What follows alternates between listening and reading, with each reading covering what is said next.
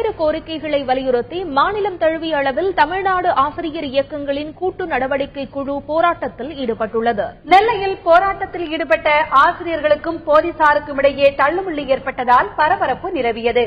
15 அம்ச கோரிக்கைகளை நிறைவேற்ற வலியுறுத்தி இன்று முதல் 3 நாட்களுக்கு தொடர் மறியல் போராட்டம் நடத்தப்படும் என தமிழ்நாடு ஆசிரியர் இயக்கங்களின் கூட்டு நடவடிக்கை குழுவான ஜாக்டோ அறிவித்தது.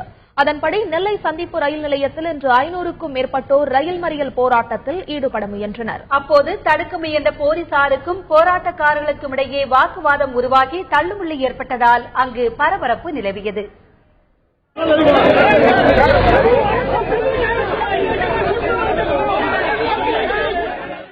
இதனைத் தொடர்ந்து மறியலில் ஈடுபட முயன்ற பெண்கள் உட்பட 500க்கும் மேற்பட்டோரை போலீசார் கைது செய்தனர்.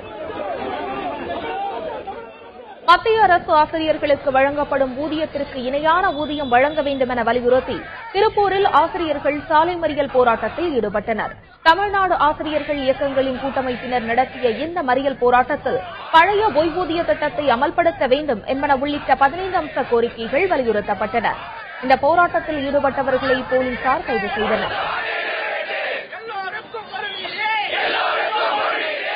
இதே கோரிக்கைகளை வலியுறுத்தி வேலூர் மாவட்ட ஆட்சியர் அலுவலகம் எதிரே தொடர் மறியல் போராட்டம் நடைபெற்றது. இந்த போராட்டத்தில் ஈடுபட்ட சுமார் 3000 ஆசிரியர்களை போலீசார் கைது செய்தனர். இந்த போராட்டத்தால் சுமார் 1 மணி நேரம் போக்குவரத்து பாதிக்கப்பட்டது.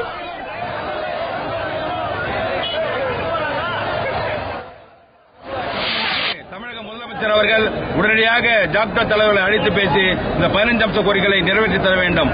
எங்களுடைய கோரிக்கைகள் தமிழ்நாட்டில் உள்ள இடைநிலை ஆசிரியர்கள், சிறப்பு ஆசிரியர்கள், உயர்நிலை மேல்நிலைப்பள்ளி தலைமை ஆசிரியர்கள், முதுநிலை பட்டதாரி ஆசிரியர்களுக்கு மத்திய அரசு ஆசிரியர்களுக்கு இணையான சம்பளத்தை வழங்கிட வேண்டும்.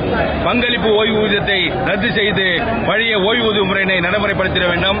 2004-2005 தொகுப்பு நியமிக்கப்பட்ட ஆசிரியர்களுக்கு பணிக்காலமாக கருதி முறைப்படி பணி நியமனம் செய்திட வேண்டும்.